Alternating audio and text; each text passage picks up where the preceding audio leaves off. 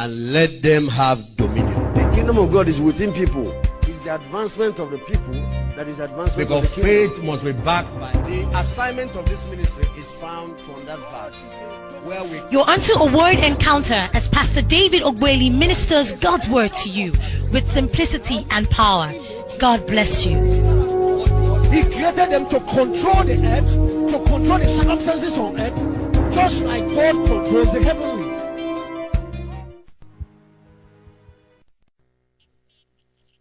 I want to talk to you on the missing ingredients in the prosperity message. The missing ingredients in a prosperity message. The prosperity is of God. Some people are now speaking against it because they kind of believe that the way certain ministers or certain people have handled it was not right. But speaking against health because a medical doctor abused people is stupid. Speaking against transportation and traveling by road just because a car had accident doesn't make sense. Oh, the Bible said, I wish above all things that thou may prosper and be in health, even as thy soul prosper. Let me be honest with you. If you want to remove all the prosperity passages from the Bible, you won't have up to 1/10 of the book left.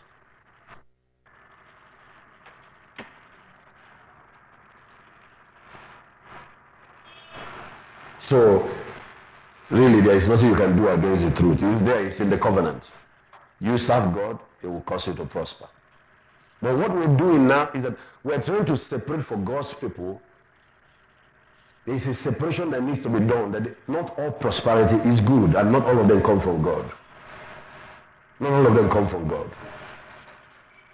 And that in some of the ways these things have been preached, there are certain things that have not been told. And that can cause some of us who are in the church, who are believing God to do well in life, to still get into trap. So there's a money trap. And you must learn how to avoid it.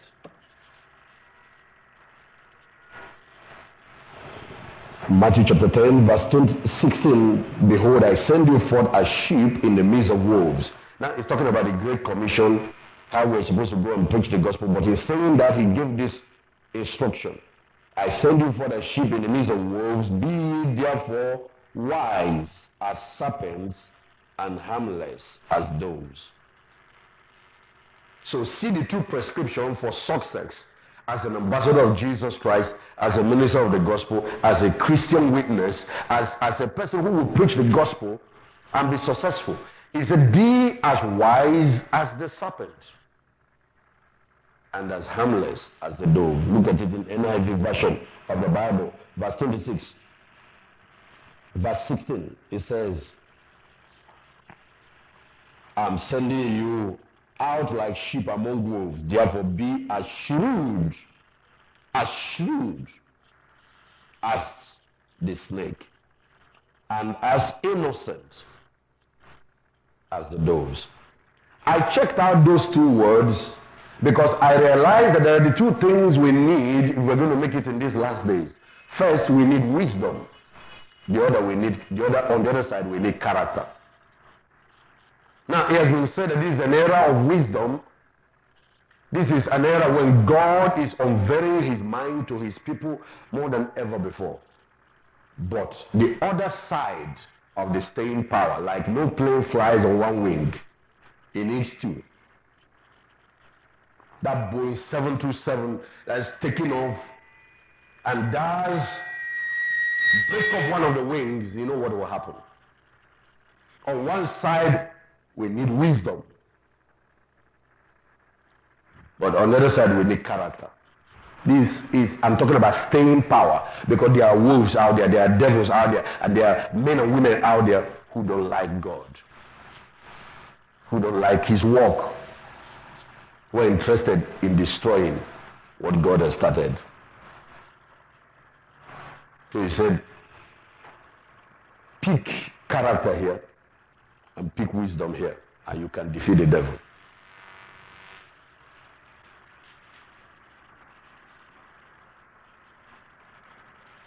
In other words, First of all, to be able to defeat the devil, you have to know what he knows. And number two, to be able to defeat the devil, you can't live like him and defeat him. You cannot overcome evil with evil. You can only overcome evil with good. You can't live like the devil and expect to have dominion over him. You don't drive away darkness with darkness, you drive away darkness with light.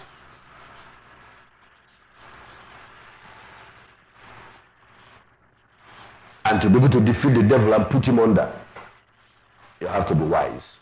You have to know what he knows. You don't have to be ignorant of his devices. Be as wise as the serpent.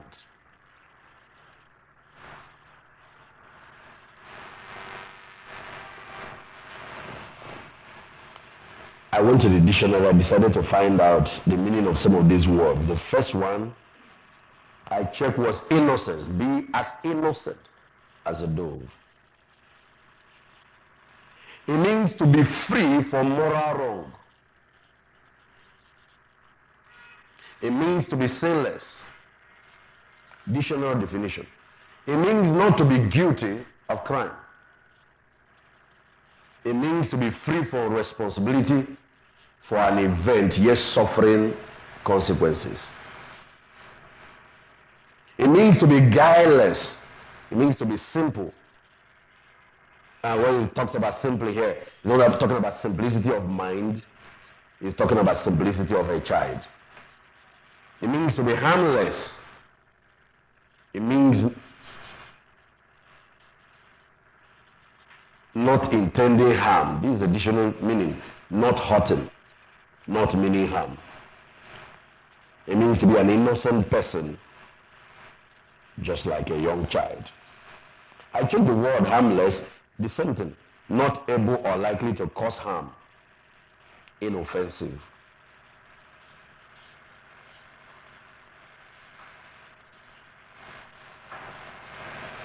Then I checked the word wise. It means to be clever. It means to be shrewd. It means to show acute power of judgment. To be astute in the display of discernment. It means to be judicious. I checked the word shrewd and judicious. It means to be sensible, to be prudent, to be sound in discernment, and to be sound in judgment.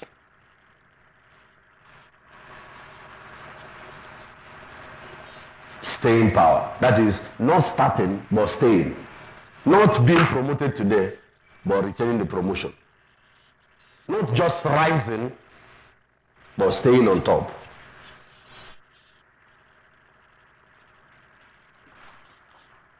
At the beginning of the year, I told you that the devil does not attack a man who has not started his journey of destiny. Like, see when he attacked Jesus and his disciples, he waited till the ship was at mid-sea. While you are still 1 foot away from the ground, he doesn't bother you. Why? He knows that if he shakes the ship, you will swim back to the shore. Or you just jump out and walk back to the ground. So what does he do? He waits till you get to the middle, where finishing the journey is still some distance, going back some distance. You and your vision at mid-sea. That's where Satan really shows up.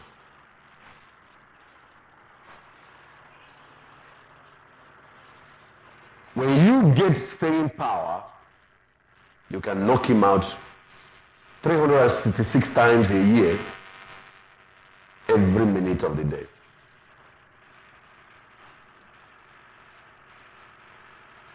So, in picking one of those areas of character which we need to work on, I believe that as it relates financial issues, one of them is this issue of integrity.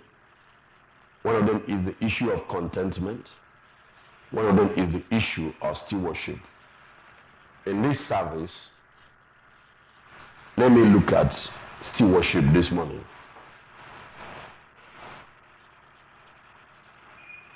First Corinthians chapter 4.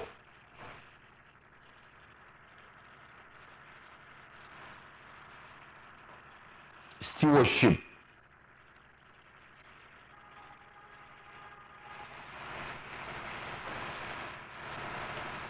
Somebody said that economics is the science of stewardship.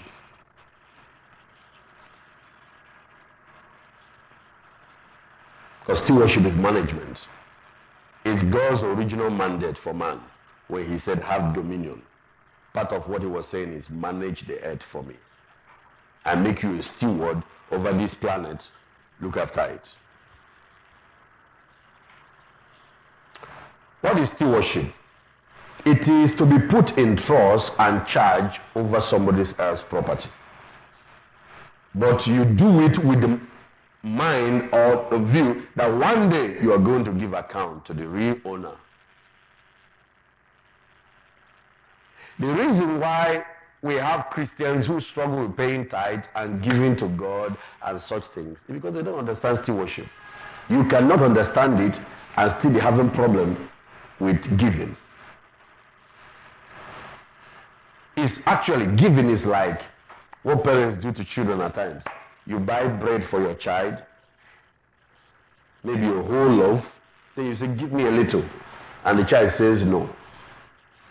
Can't you see how stupid it is? That's what we do at times. Who are you saying no to? The same person that gave it to you and the same person that can give you more.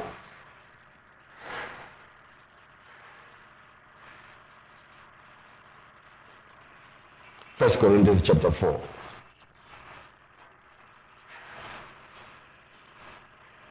So then men ought to regard us as servants of Christ and as those entrusted with the secret things of God. King James said men are supposed to regard us as stewards of Jesus Christ. Then verse 2, he said, now it is required that those who have been given a trust must prove faithful. Giving a trust. Stewardship is trust. Certain things that God has committed to your trust and is expecting you to keep that trust. Committed to your care to manage for him. Look at King James version of that chapter. 1 Corinthians chapter 4. Let a man so account of us as ministers of Christ and stewards of the mysteries of God. Moreover, it is required in stewards that a man be found faithful. Notice the key thing that is required. Everyone say faithfulness. Say it again. Tell your friend, at the end of the day, you are going to be judged on how faithful you were.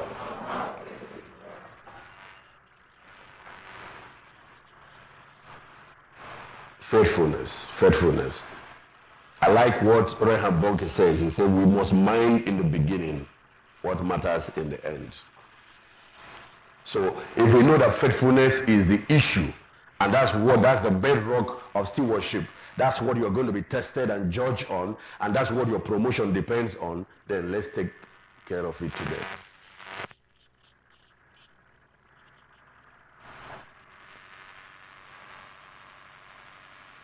Somebody wants to do me a favor by giving me a promotion or an employment. I'll be grateful first. Thank you for the opportunity to serve the company or whatever. But what is required of me if I want to perform well? I like to know. I don't go on assumption. Not with God, not with men. I don't believe in assumption.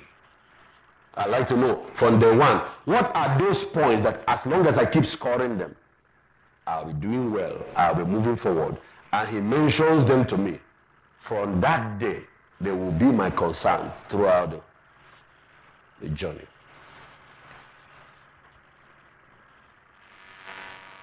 Stewardship.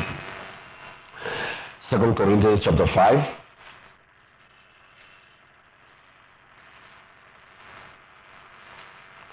And verse number 10.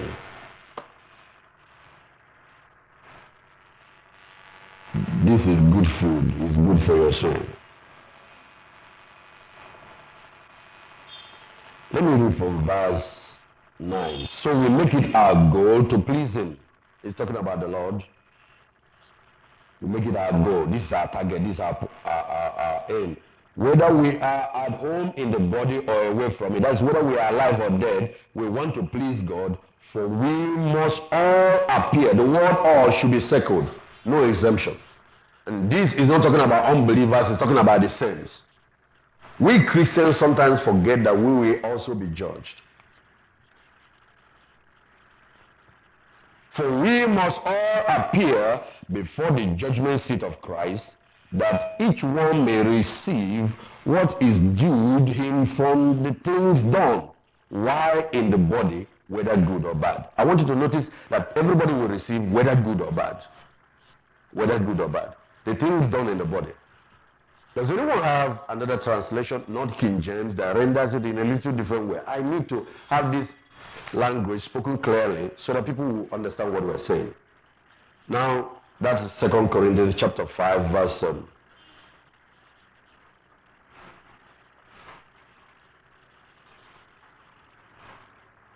From verse 9. Our only goal is to please God whether we live here or there, because we must all stand before Christ to be judged. Each of us will receive what we should get, good or bad, for the things we did in the earthly body. And verse 11. Since we know what it means to fear the Lord, we try to help people accept the truth about us. God knows what we really are, and I hope that in your heart you know too. That's a good translation. Is there any other one? Yes, where is it? Thank you. Verse 9. So our aim is to please him always in everything we do, whether we are here in this body or away from this body or with him in heaven. For we must all stand before Christ to be judged and have our lives laid bare before him.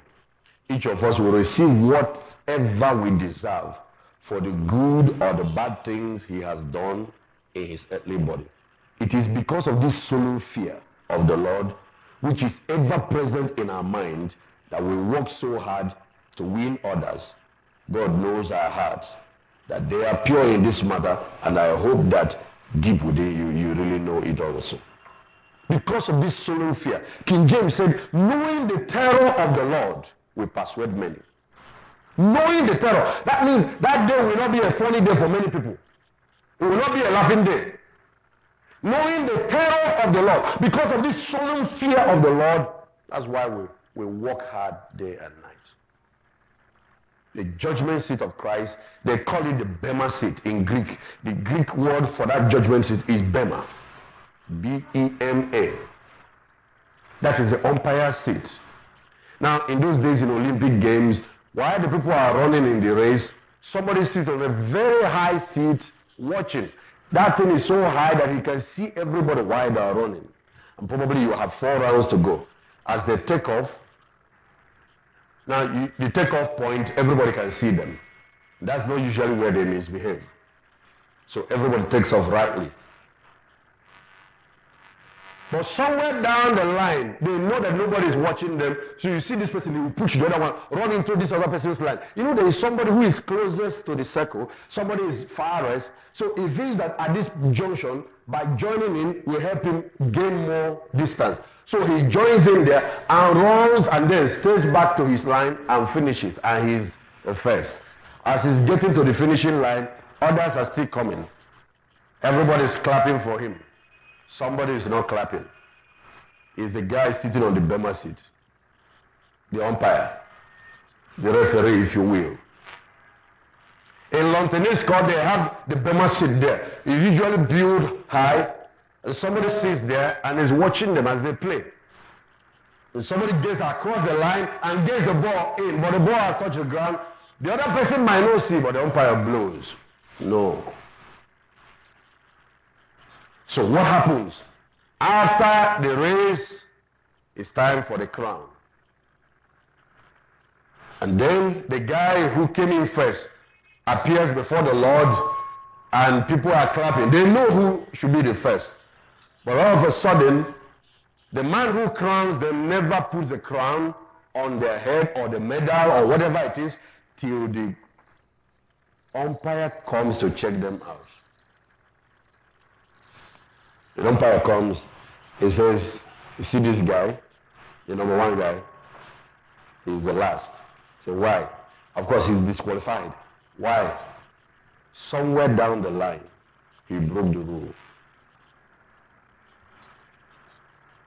That's what Paul is saying. Knowing the terror of the Lord, knowing that you can finish laboring and lose the reward. We stay on track. If you don't get it today, I am giving you a word today. You would go off track. Because exits are so many. As we run this race, there are so many. There are many opportunities you will meet. Many. How you are conducting your Christian life is being checked. Is being checked. So it becomes easy. The pastor don't have to follow you home. Nobody has to follow you home. Nobody needs to follow me home either. The Bible said the eye of the Lord run to and fro throughout the whole earth. Throughout the whole earth. Throughout every home. To prove himself strong on behalf of them whose heart is perfect towards him. Stay in power. Being able to stay till the finishing line. We must all stand before the judgment seat of Christ. And once we begin to get this pattern set in our hearts and have this foundation properly laid, then you can talk about promotion and financial increase and all that. But God knows what I'm placing it in the hand of a faithful steward.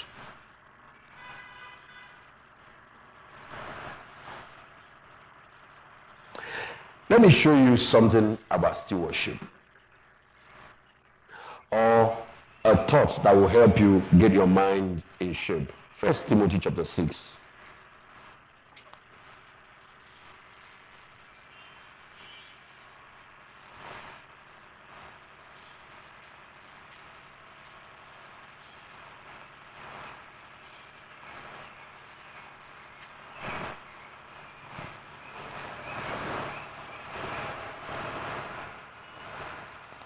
I want to read from verse 5.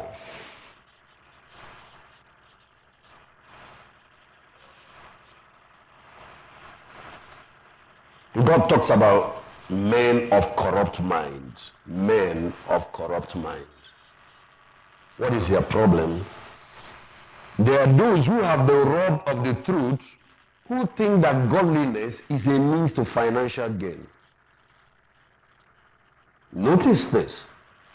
There is gain in godliness, said in the same Timothy. I read it for you the last time I was teaching you. Physical exercise profited little, and godly exercise profited much. He began by saying that, because it has profit for the life we live here, godliness, and profit for the life to come.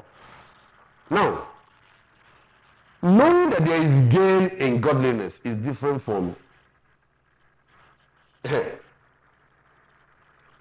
thinking that godliness is gain. I don't know if you can differentiate that. Serving God because I want to serve him and understanding that he will bless me for serving him is different from serving God because of what he will give me. God heals, but if he doesn't heal me, it won't change my commitment. God prospers, but if he doesn't prosper me, I didn't come here for prosperity. But I know also that he is a rewarder of them that what? Diligently seek him. So my interest is now seeking him and pleasing him. Those other ones will take care of themselves. These are the missing ingredients. Some of the things were preached, some of the ways this prosperity has been pushed, were pushed God's people overboard. And some of them are out there getting themselves wounded by pursuing useless ambition.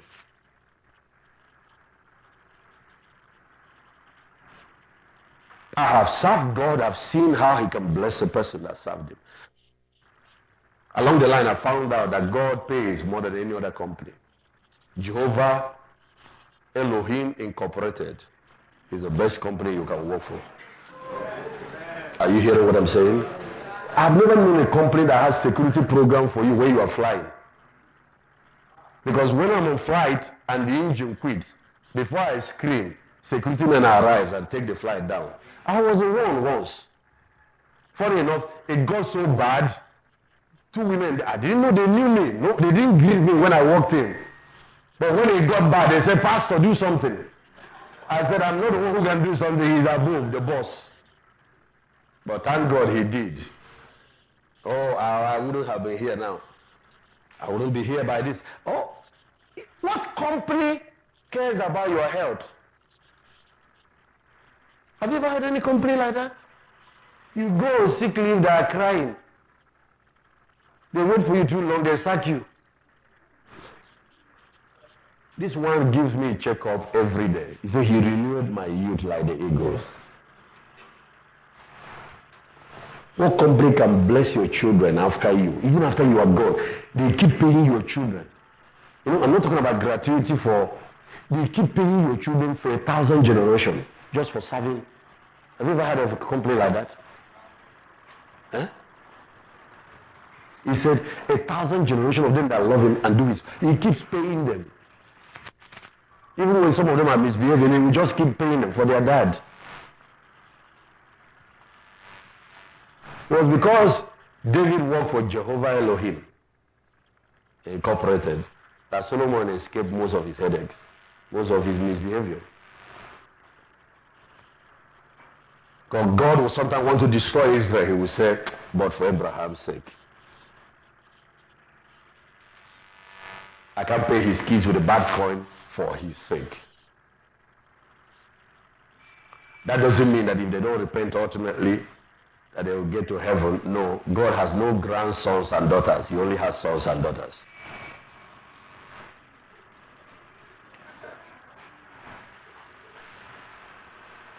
You either get born again or born. Let me tell you the truth. This age we are living in needs to hear repent or perish. Truth has been watered down too. I'm telling you, I know what I'm saying. What you need now is character development. You need staying power. Because promotion is coming, whether you like it or not. Go and check the prophetic program. This is the era of unprecedented lifting. It's coming to God's people. It's not the time when unbelievers used to overrun the same. No, this is the era God wants to distinguish his people. So the question will be, when the time of reckoning hits, will you be found wanting, or will you be found faithful? 1 Timothy chapter 6, let's get back there. These guys think that godliness is a means to financial gain, but godliness with contentment is great gain. Everyone said that. Godliness with contentment is great gain. Contentment is a missing ingredient today. Stewardship is a missing ingredient today. Integrity is a missing ingredient. In preaching financial whatever, we have to understand that the prosperity of the righteous goes with integrity. All gain is not good gain. Don't take that thing that will ensnare your soul.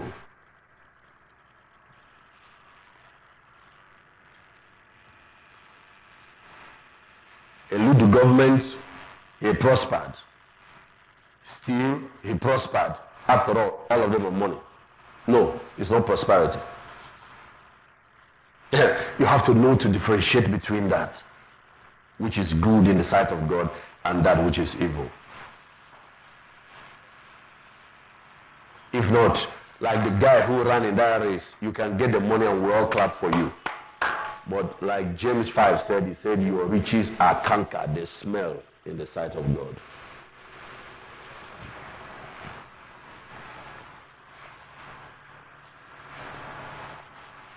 There is nothing that the wicked has that impresses me. Nothing. Nothing.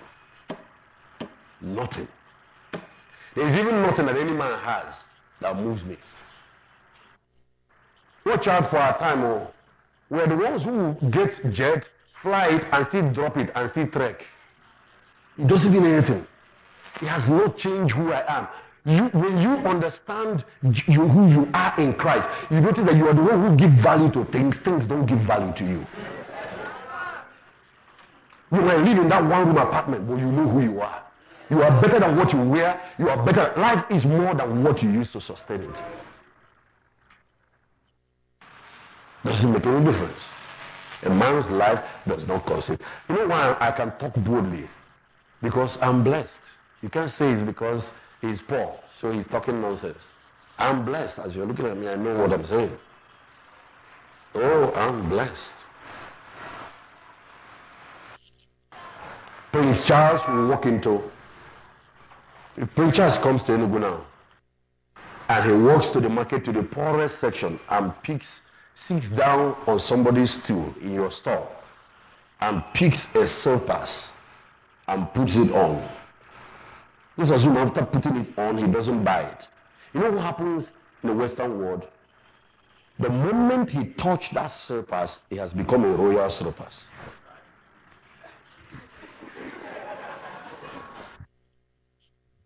For the continuation of this message. Let me tell you what happens. I heard of Prince Charles going into a shop and picking a few things, tested them, but ended up not buying them. He bought some other things. The moment he left, the owner of the shop picked them, went inside, changed the price tag immediately. They said 700% increase. Why? It's now Royal Hearts. So you see, things don't give value to him.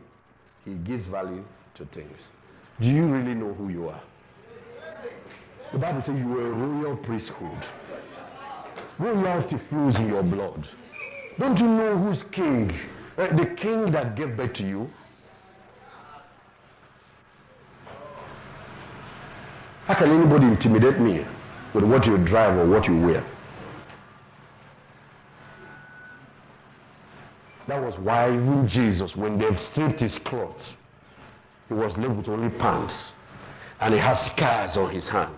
He still talked like loyalty. He didn't betray his integrity 1 minute, because he knew all these kings, including Pilate. You know what Pilate said? Pilate said, "Don't you know I have power to release you? Answer my question." He said, "Pilate, I've been keeping quiet, but on this case I'll talk. Let me tell you something. You have no power over me except the boss. My father gave it to you."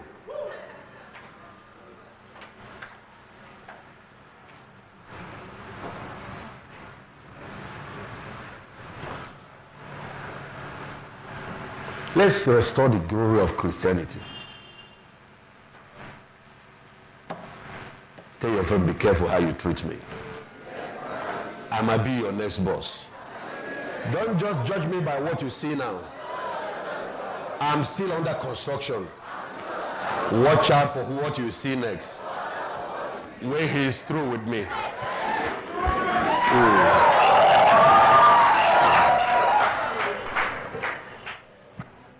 That's why I can have contentment, because I know that the journey is not over yet. Contentment is being satisfied with where you are, while you believe God for a promotion, for a change. At any place where you find yourself, be content. Don't think that girl, because she sings or does this, and you cannot sing like her, that she's better. No. There's an area too where she should convert to be like you. Are you hearing what I'm saying? God is a God of varieties. I don't go about looking for what he didn't give me. No, I don't. That's why many people will live and die, and the world will never really meet them. That's one of my calling and assignments, is to prevent more people from dying a photocopy. And it's terrible to die a copy when God made you an original. Some of you now, we have never met you. We are still meeting your father in you. Because father's vision, father's whatever, father's cause, father's everything. When will you show up? You're leaving another person. Some of you is your friend. I had to separate two people who are very close because I realized two girls, but it is one that is running the relationship. The other one cannot make a decision of her marriage, everything, because she's swallowed up in the personality of the other. I have to find a way to deal with that thing. You might end up marrying her type of husband. What about your type? And you're going to live a false life for the rest of your life unhappy. Because until you become you, there will be no fulfillment.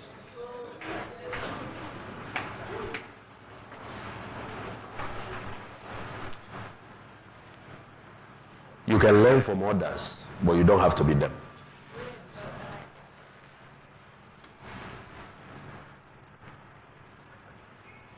First Timothy chapter 6.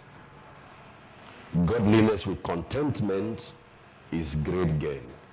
Verse 7. For we brought nothing into the world, and we can take nothing out of it. We brought nothing into the world. So see the mystery of stewardship.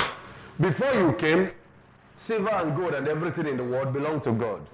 After you have come and gone, it still belongs to him. While you are alive, he will allow you to be in trust. He will place certain amount, certain portion of it in your care. If you refuse to be faithful in dealing with it, he will still get it. The only thing is this: you will shorten your lifespan.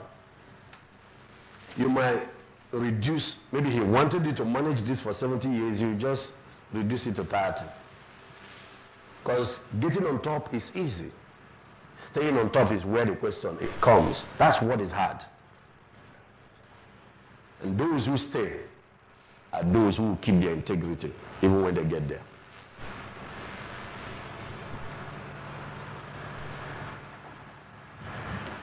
We brought nothing into this world. So who owned it before you got it? How many cars did you come with when you were born? Can I show you something in Ecclesiastes chapter 5? I have seen a grievous evil under the sun. Think about this. Solomon called it evil. Wealth hoarded to the harm of his owner. That's the owner is hoarding it. He is stingy. He doesn't want to give. So he's hoarding it. He said he hoards it to his own harm. Wealth lost through some misfortune. So that when he has a son, there is nothing left for him. Naked a man comes from his mother's womb. And as he comes, so he departs. He takes nothing from his labor that he can carry in his hand. This is too a grievous evil. As a man comes, so he departs. And what does he gain? Since he toils for the wind. He's hoarding while he's alive. He won't give. Because he thought it's his own. If it's your own, how much of it did you come with? Somebody made the whole estate. You came here, he allowed you. Don't you know there are some people who will remain blind from the day they are born to the day they go, and you are not allowed to be in that level of misfortune. You allowed the opportunity to manage a portion of it. That's why he said in Deuteronomy 8 verse 18, thou shalt remember the Lord your God, for it is he that giveth thee power to make wealth, that he might establish his promises. He said, when your wealth begins to multiply and things begin to increase, don't let your heart be lifted up and you begin to think in your heart that my wealth and my this have brought me this fortune. Now, as a man who is on a space shuttle ready for another level of promotion, I'm studying these things for my safety. The one thing I like about a man who preaches the truth, you save yourself first, then you save those who hear you. That's why a person who also lies and deceives in the name of God destroys himself first. It's true, he destroys people too. He said, take heed to thy doctrine, that by so doing you save yourself. Talking to a pastor, young pastor Timothy, and those who hear you. And so since I want to be saved, I cannot play with this. Word hoarded to the owner's misfortune. Let me give you an example. Luke chapter 12. Let's get there and get you a story. You see somebody whom God blessed, but he didn't think about his responsibilities in the covenant. And so he perished like that, and God asked him a question. To whom will this your word go? In chapter 12 of Luke, from verse 13, someone in the crowd said to him, "Teacher, tell my brother to divide the inheritance with me." You know, these are two brothers born by the same parents, but they are fighting over what their father left behind. It did not occur to them that somebody who owned it has just died and it doesn't belong to him anymore. That stewardship has been taken away from somebody, he has been recovered, and now two of them, because they are born in the family, have the opportunity to share it, and somebody is trying to cheat his brother. Why are you doing that? You might even be born again.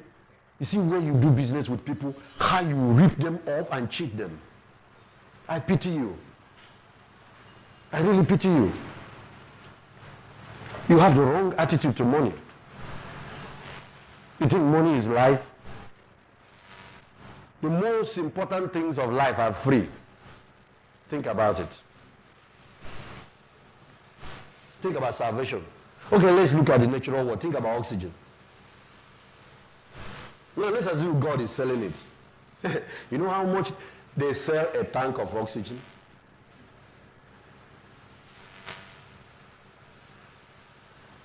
Yeah, we go to buy plots. The Bible said lands cannot be sold forever. For the land is mine and you are strangers in it. That's why there is land lease decree. It started in the Bible. In our country it's 99 years, the Bible is 50 years.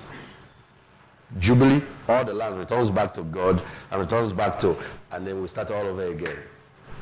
Every 50 years. And God said everyone that is human is owing the ground something. One day 60 feet deep. From where I dug off your body and breathed into the breath of life, you return what I took from the ground. Because the ground sowed one seed and you should reap good measure, pressed down, shaken together, running over. You know, it's just one that the ground sowed a seed, just one seed, Adam. God is giving the ground a harvest, pressed down, shaken together, running over.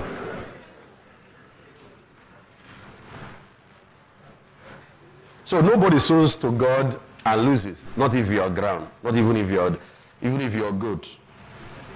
Even if you're a stick. Whatever you give to God comes back.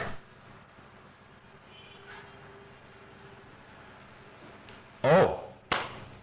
Luke chapter 12, from verse 13.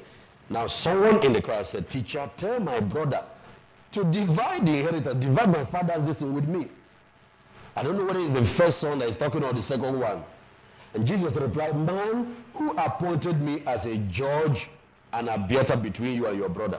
Ministers of the gospel, avoid this kind of thing. People would like to drag you into business dispute, land dispute, and all that. Not my type of pastor.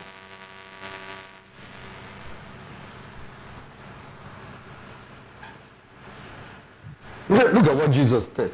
Then he said to him, "Watch out, be on your guard against all kinds of greed." King James says covetousness. Beware of covetousness. Against all kinds of greed, because a man's life does not consist in the abundance of his possession. And he told them this parable. So you can see why the parable was told. The ground of a certain rich man produced a good crop. He thought to himself, "What shall I do? I have no place to store my crops." You see how his business, the accounting year came that year, he saw that he had surplus. Everything multiplied. All the accounts are overflowing. Then he said, "This is what I will do. I will tear down my barn and build bigger ones. I'll just build a new house, buy new cars, buy new properties, open new accounts, and there I will store all my grain and my goods. And I will say to myself, you have plenty of good things laid up for many years." I mean, till you die, even if you don't work again, you don't have any problem. Do you know sometimes God can give you in 1 year harvest large enough for the rest of your life? It's something about money. Two things the scripture talks about money you should know. One is that money takes wings like birds and fly away. So if you have it, don't set your heart on it. The other is that money, when it starts coming, it comes so much at a time that you wonder where it has been. All the years you are praying, fasting, believing God, it looks like, and He's watching you. All of a sudden, the windows of heaven opens. And more money can come to you in 1 month than you have seen in the last 7 years. This is a man who has seen it, so I'm telling you. Apart from the fact that it's in the Bible. God can do in 1 month what you cannot do in 1 year. God can do in 1 year what you cannot do in a decade. And instead of understanding that God enlarged His stewardship, enlarge everything so that He can do more good, empower more people, fund the gospel, help the poor. You know what He did? He said, oh my soul, till you die, you don't have any more problem. You have plenty of good things laid up for many years.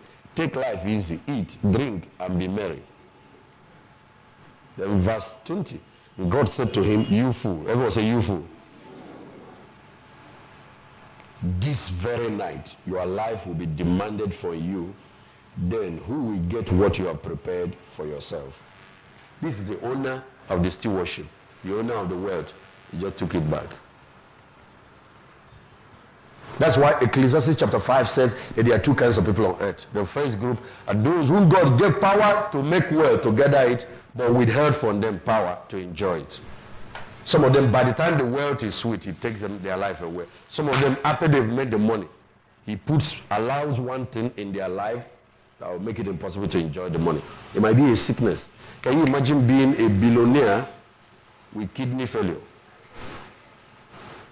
You don't want that. Learn stewardship. Stewardship. Oh, I can take at least 2 more scriptures. I still have a little time. 1 Timothy chapter 6. We get back there. Then I'll trace my step back. Chapter 6.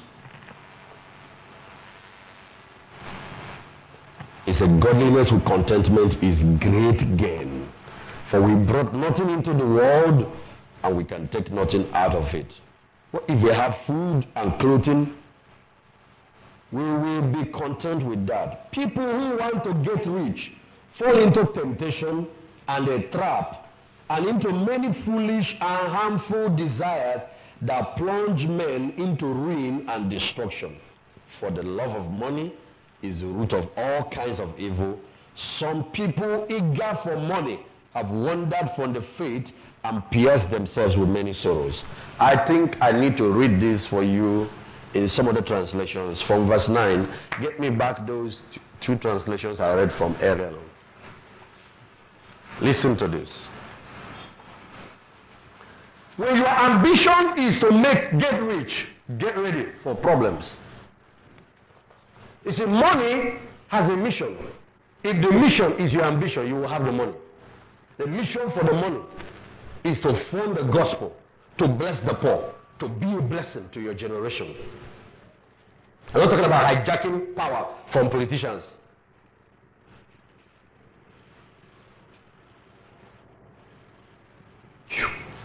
Let me show you a little thought, for example. Can you imagine somebody who gets this revelation and is going to God for wealth? I'm sure he will get it. Let me just show you something. Proverbs. Chapter 22 verse 5. Please get a mic and read it for me. Oh, yes. 23 verse 5. Yes. Don't weary yourself trying to get rich. Why waste your time? For riches can disappear as though they had the wings of bird. For riches can disappear as though they have what? Now, read it in King James. I want you to see something where he connected the ego with that. 1 Timothy chapter 6. Let me continue.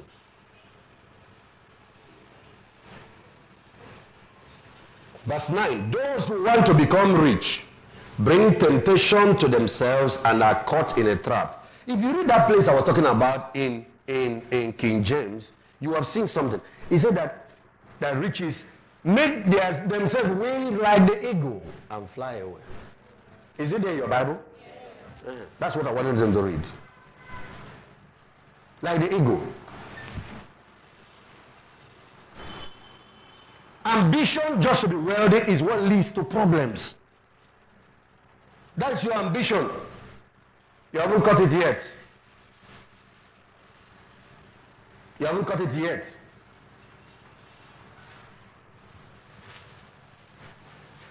God told Abraham, I will prosper you, I will bless you, I will empower you to be rich.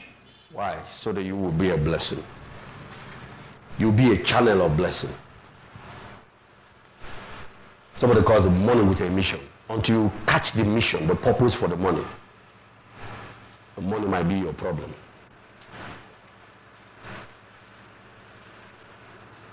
It will damage a more important thing in your life, which is your soul. And Jesus said once, what shall it profit a man if he gains the whole world? So gaining the world, making all the wealth is not a point. If you gain it and lose your soul, what have you gained? You gained something temporal and lost something permanent. You gained something that can fly away tomorrow and lost something that should endure forever.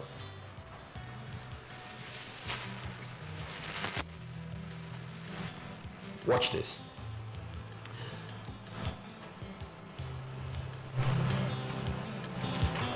We brought nothing. Okay, I'm reading from verse 9. Those who want to become rich bring temptation to themselves and are caught in a trap.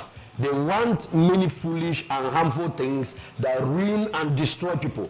The love of money causes all kinds of evil. Some people have left the faith because they wanted to get more money, but they have caused themselves much sorrow. Give me the Living Bible.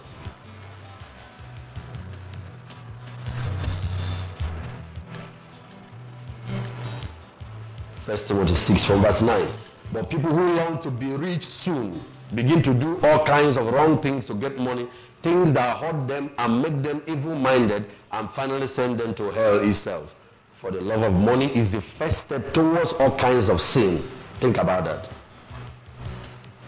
Some people have even turned away from God because of their love for it, and as a result have pierced themselves with many sorrows. That's why we can do so many crazy things. Some have turned away from the faith. So think about it can happen to a Christian. That's the point.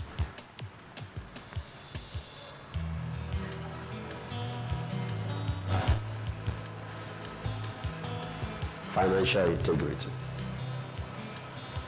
Financial integrity.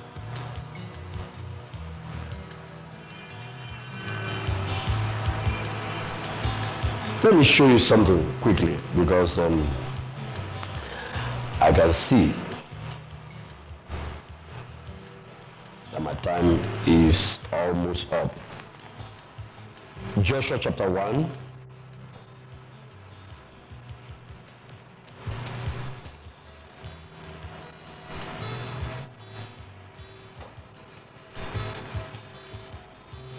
Listen to this. It will help you.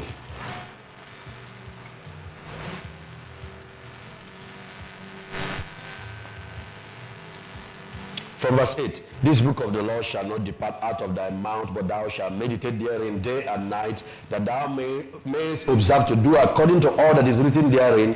For then thou shalt make thy way prosperous, and then thou shalt have good success. Everyone say good success. That tells you that there is bad success. He made it. As far as God is concerned, he didn't. So some people say the end justified the means. No. It's not sound according to the book. Let me show you two associate scriptures to that. Not all success is good success. Psalm 73. David is talking here, and this can happen to you. If it almost happened to him, a great servant of God, he said, I almost backslid. My feet almost slipped. I almost erred when I began to consider the prosperity of the wicked. So there is the prosperity of the ungodly. Don't let it move you.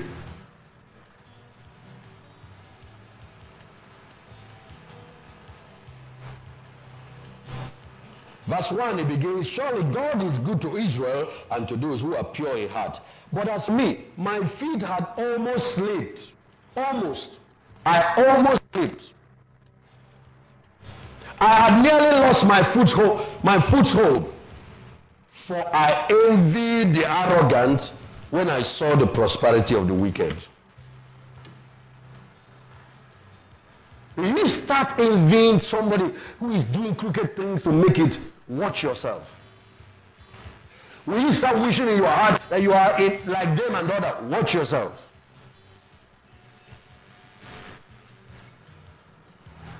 You can lose your age with God. He said they have, look at how he considered them. No, you know, one thing about temptation is that when the devil is working on you, he makes an apple look so attractive that it's better than the whole garden. And at that time, you don't see any other thing. The only thing you see is all the gain and benefit and profit in this one little offer. Then, by the time you test it, Satan turns around and says, because then you realize it's not worth the bites. And then by this time, you turn around to go for the garden, which you despise, and he has taken away the garden. That's what makes temptation dangerous, because Satan offers an apple to get your garden. But he makes you think your garden is nonsense, that the apple is something. He is actually envious of what you have. So David begins to compare, to look at this people. Look at what he said. He said, when I envy the arrogant, I saw the prosperity of the wicked. He said, they have no struggles. Their bodies are healthy and strong. They are free from burden common to man. They are not plagued by human ills. Therefore, pride is their necklace, and they clothe themselves with violence. From their callous heart come iniquity. The evil conceit of mind know no limits. They scoff, speak with malice. In their arrogance, they threaten oppression. Their mouth lay claim to heaven. Their tongues take possession of the earth. Therefore, their people turn to them and drink up water in abundance. They say, how can God know? Does the Most High have knowledge? This is what the wicked are like. Always carefree, they increase in wealth. So you see, there is another place for where you can make it if you want. There's a prosperity of the wicked. David said, when I began to think about them, and they are carefree, and they still increase in wealth. Then verse 13, surely in vain have I kept my heart pure. You see, because of envying the people, he began to despise his consecration. He said, in vain have I kept my heart pure. In vain have I washed my hands in innocence. Me that is serving God, what have I gained? All day long have I been plagued. I have been punished every morning. All these guys that are doing all this, what has God done to them? It's me. The little sin I committed, he took it personal.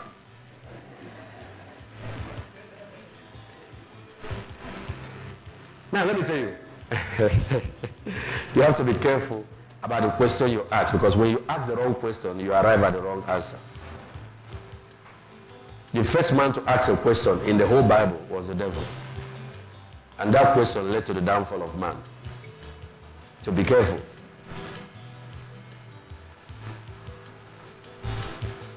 Did God say you shall not eat? When Eve tried to answer the devil's question, she came up with the wrong answer.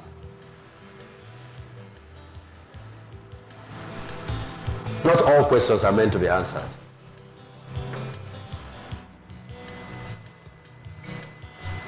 He said, if I had, he said, I've been punished every morning. If I had said I will speak thus, I would have betrayed your children. When I tried to understand all this, it was oppressive to me. David said, I won't talk about it publicly. Let some brethren get shaken. This will shake some Christians. But when I think about it, I'm not happy. It's oppressive to me. Till I entered the sanctuary of God, then I understood their final destiny. King James said, then understood I their end. There's a word here for somebody. When you get angry with God and get bitter against the church, against God, you don't want to hear another message. I've been serving God this 1 year. Nothing really has happened to me. You will start getting all kinds of crazy and funny revelations. You start seeing your roommate who sleeps around, how she is prospering. But wait for results.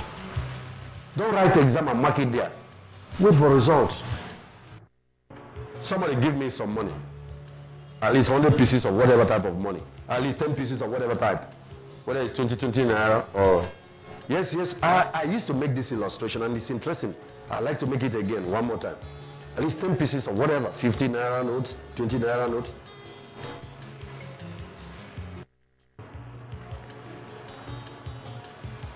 These are 50 naira notes. A 10. That means I have 500 naira here. And you can have this in one note. Let me look for a faithful person. Come on. This is what God is doing all the time. Each time the Holy Ghost comes to service, he's carrying blessings in his hands. Who can put another one?